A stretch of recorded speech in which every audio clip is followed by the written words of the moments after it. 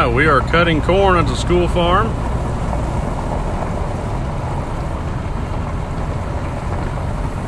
Terry Smith's out there cutting for us. Over on this side, get my camera over here. Got Finches cutting rice.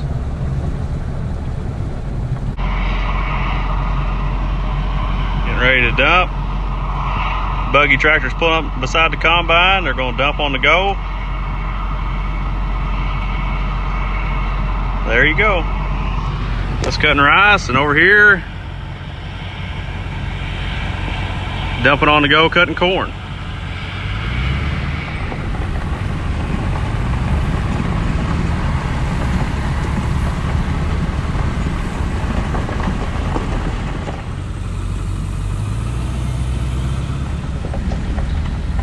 So we have the Smiths. They've filled up all of our wagons. We have a low tire, all these wagons, and that truck you see over past the corn. That's all loaded up with corn. That's going to be for the deer corn. And there's the pretty red tractor that Baker Implement has loaned us to do our fall tillage. Good morning. It's October 2nd. I'm headed to the school farm today. Got a substitute teacher in my class. We are going to roll up polypipe today. We're going to get the tractor started and get the auto steer running for a student. And we're going to bag some corn. So we'll take you along with me today and hopefully show you everything that I can and try to get some good video for y'all. Now we just pulled on to the old air base. So this was an air base in World War II that trained pilots. There used to be barracks out here and hangars. This is the last hangar that's here. So there's 640 acres here. ASU owns most of it, but Paragould School District owns 40 acres and Green County Tech owns 80 acres here. And this was, the way they got this is for education. Mr. Charles Harville helped write the grant to receive this property. They had to do research for so many years, and then now it belongs to the school district. So this is one of the old airstrips. They had enough airstrips in different ways and different configurations that they could fly with any wind.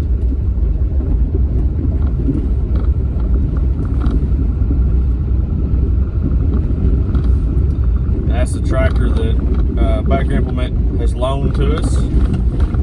They usually have us in a lease program, an educational lease program, where they give us a new tractor every 6 months. And the dealership loaned us that turbo till. So we are pulling onto the farm. This is Green County Tech property right here. You can see all the wagons we loaded yesterday. Down there's the trap range, so let's get started.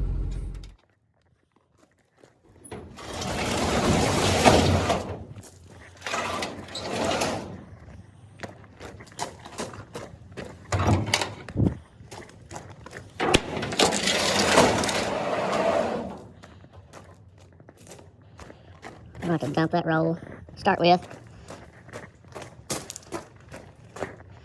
I need to check the oil.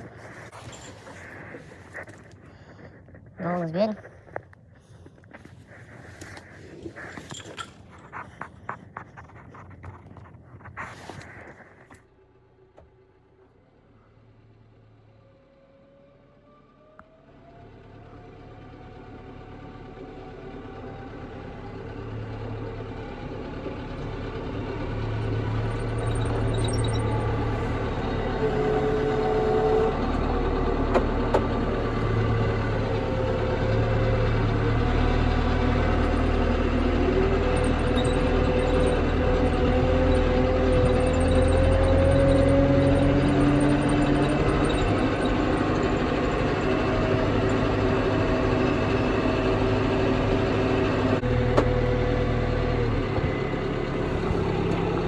Here, get out and jump up and down on this.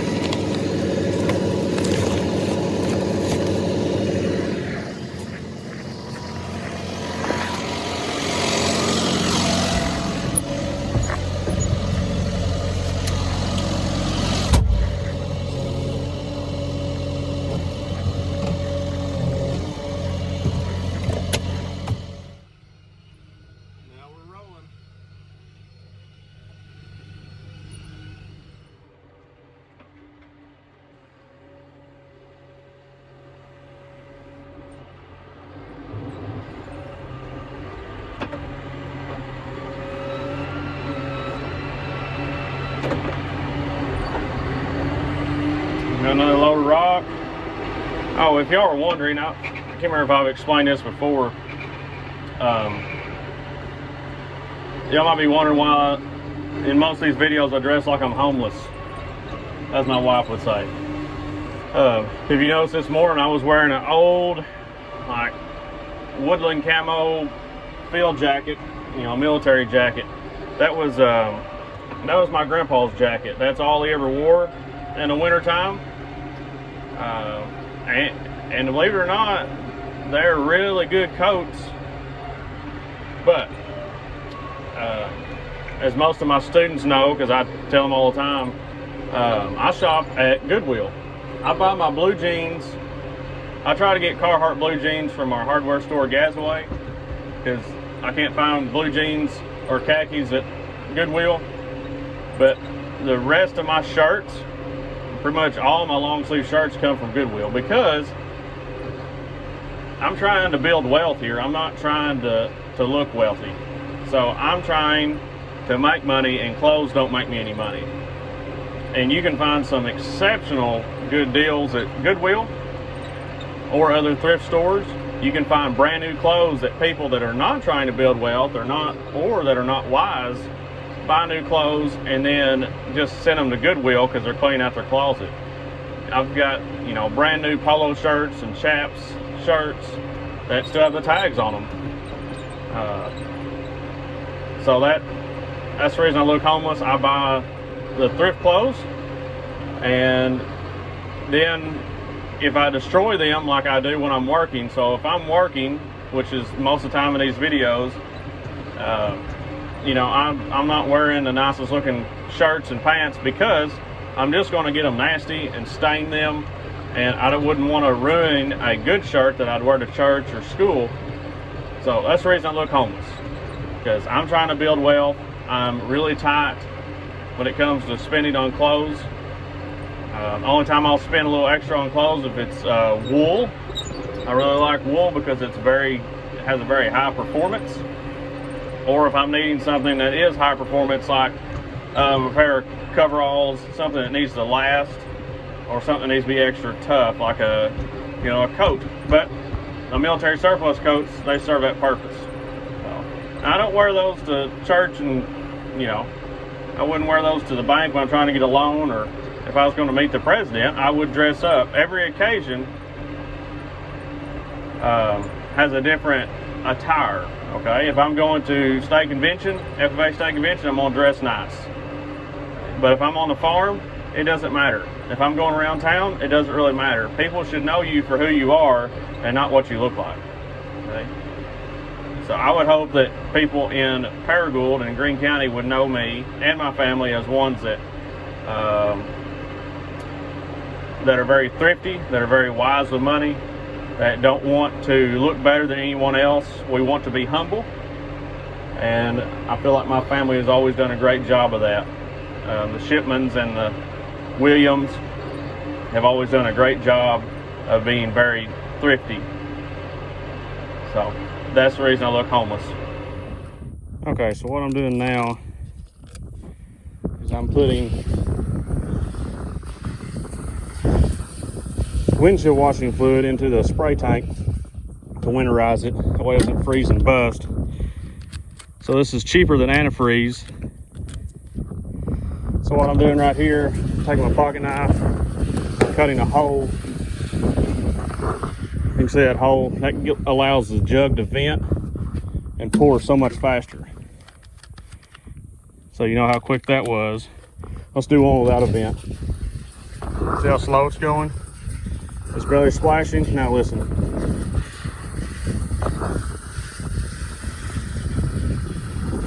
I wouldn't do that if I was going to reuse the jugs, but I've got so many of these jugs, I know I'm not going to reuse them.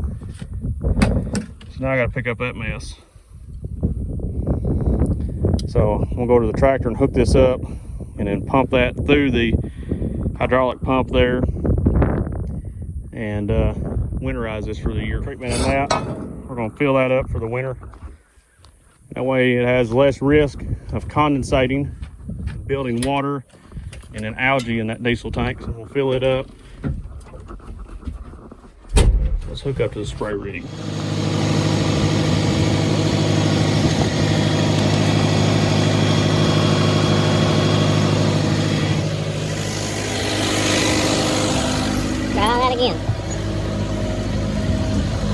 There we go. So it's pressurizing, and we're spraying.